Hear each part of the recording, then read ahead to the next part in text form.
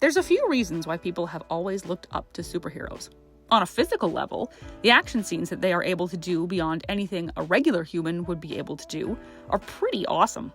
Superheroes have always been capable of acrobatic or daring feats that leave people with a sense of awe, and also with a sense of peace as well. It's calming to watch heroism in action, knowing that there will be people there to hold the line when things go south or problems get too big for regular folks to handle on their own. A fascination with the supernatural and godlike beings is completely normal for a human society that thrives on stories. It's inspiring, too, watching scenes that equate to teamwork, dependability, and camaraderie. People working together to bring about a common good for themselves and for others is yet another reason why we all love superheroes. One of the more subtle reasons would have to do with the morality of the heroes. People love stories of good versus evil, and it's stories like those that have stood the test of time in movies and TV shows and books for decades. We love stories of triumph in the face of terrible odds, heroism when it looks like all hope is lost and there is no reason to keep going, and sacrifice for no other reason than to allow others to survive and keep fighting. The morality of the superhero and their great and small acts of heroism go hand in hand because one cannot exist without the other.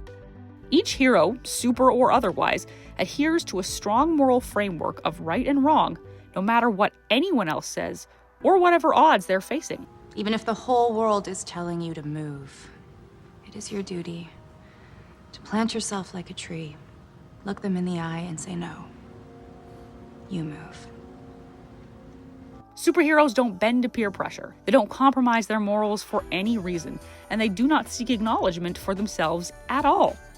Their motives are always driven by a desire to help others and use whatever gifts or talents or powers they have to perform services that go above and beyond. Their values are ironclad, and their sense of justice is airtight. Oftentimes, their morality comes across in memorable speeches that people remember for years, but there are also quiet moments of morality, where a superhero will demonstrate their care for others through their memory or a simple act of generosity or goodwill. For around 10 years, this was something that Marvel in particular was known for. There have always been great acts of heroism in other superhero films from years past, but Marvel had consistently been putting out films that made full and poignant usage of them. And so people got used to seeing a certain standard of heroism from Marvel in word and deed that was quite frankly addictive in the best way possible. And then Phase 3 ended, along with the Infinity Saga, and Marvel and the fans were faced with whatever was going to come next. And my word, was it something. Not only was Kevin Feige adamant that they were going to have as many women as possible in their new movies and shows, he also neglected to mention that every one of them was going to be written a certain way. Utterly infallible. And I don't just mean that from a physical standpoint, although with characters like Captain Marvel and Scarlet Witch, that was true. Marvel decided to make their most recent characters utterly morally airtight, no matter what they said or did. No matter the atrocity, and my word, there have been many, any character has been defensible from whatever point of view the writers place them at. Their actions will always be the most moral or justifiable.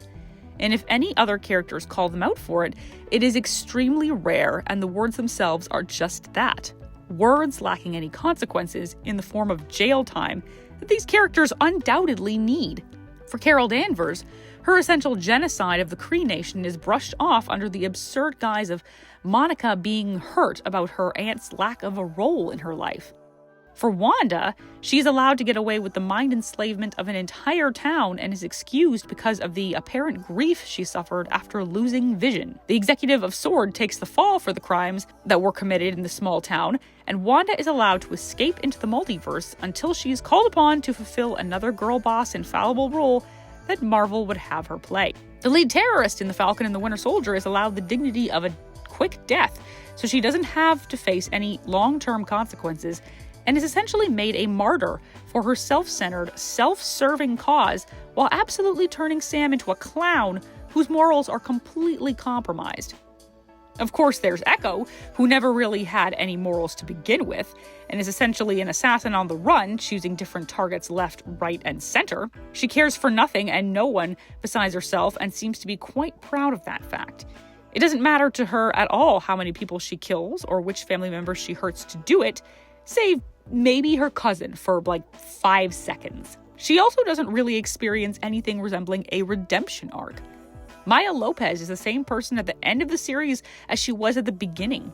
In fact, she might have been a soulless person very early on when she hurts a bird for no reason and has someone else fix the problem for her without really showing any remorse for having done it like any normal human would and should. The only changes that come from 6 hours of her story have her as now knowing about her powers and reconnecting with her estranged family.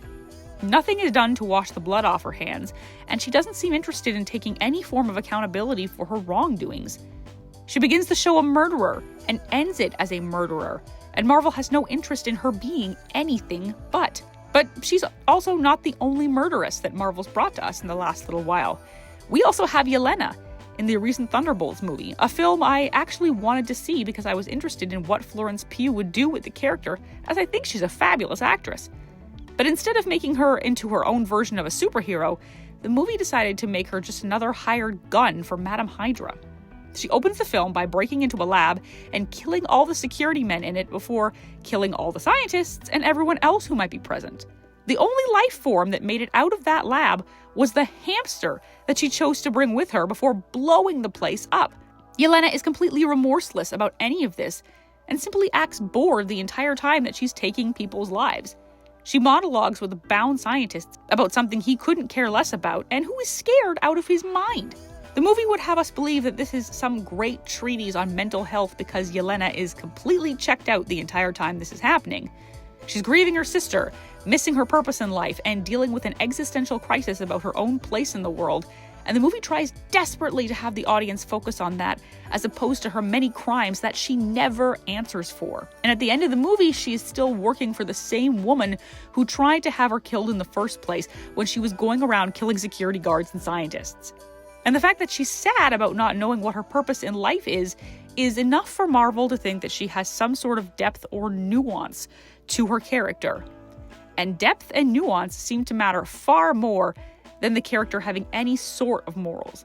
Yelena doesn't care about the lives she's taken, only that she is missing purpose and passion in life. The people who fell like dominoes because of her don't seem to matter at all, nor does it really bother her that the woman who was her boss and paid her to kill is still her boss at the end of the movie. You gotta love the character development. And the latest entry into the MCU's Journal of Moral Bankruptcy is Riri Williams, the person they would have us believe is going to be taking over for Tony Stark. Personally, this was a road that the MCU never had to walk. Any financial consequences that would have had to be paid to not release the show would have been well worth it, if only not to continue the brand damage that this show is causing. Up until this point, I thought that Echo was the most morally bankrupt character that the MCU has shown us, and that includes characters who had mind-enslaved entire towns and committed genocide, all with no consequences. And then Riri comes along and shows us that Marvel still has creative ways in which they can lower our expectations even further. Riri Williams is an utterly reprehensible character that Marvel would have us believe is a hero. She literally opens the show by getting kicked out of MIT for plagiarism. Instead of showing any type of remorse for any of this, she complains that she doesn't have enough grant money to continue to build her suit, and that the world owes her something. Additionally, the show is blatant about the fact that she doesn't have any heroes and that her main goal is fame. Tony Stark is no hero of hers, and she intends to be better than he ever was. In fact, the only thing that Tony Stark has that Riri is interested in is his money. It's not fair that he has all of it, and she has none of it when she's apparently just as talented. The reason she can't be as big as he was is because she doesn't have the wealth to do so. Never mind that she could have gone anywhere with her intelligence and made a great life for herself. Any tech firm in the world would have taken her with the skills that she had, but instead, Riri thought that would be playing small and decided to use her new skills she acquired at MIT to become part of a gang and steal from other successful people. Riri's superpower in this show is her ability to take things. She steals constantly, and not just as part of the gang. She blackmails Joe into helping her for no other reason than the fact that she wants to, because she can. And that's her answer for everything that she does. She does things because she possesses the ability to do them. There is an utter detachment of morals or even critical thinking driving her. And while there is an attempt at distinguishing trauma as the reasoning behind her actions, that's not good enough. Trauma is not character development. What happens as a result of trauma is. Trauma in some ways also tries to distract from the fact that Riri is a terrible person who is complicit in murder, assault, and other white-collar crimes. She is not a hero or someone to be emulated or looked up to. She is a criminal who should face sufficient consequences for the people that she has hurt and the lives that she has helped ruin. And yet, due to the skewed moral bankruptcy of Marvel, she will get none of those things, face no accountability, and learn nothing from her selfishness. Her behavior throughout most of the show is that of a petulant toddler who is taking things because she can, and hurting others because she can, and stealing things because she can. It's not about the hero's journey or anything of value.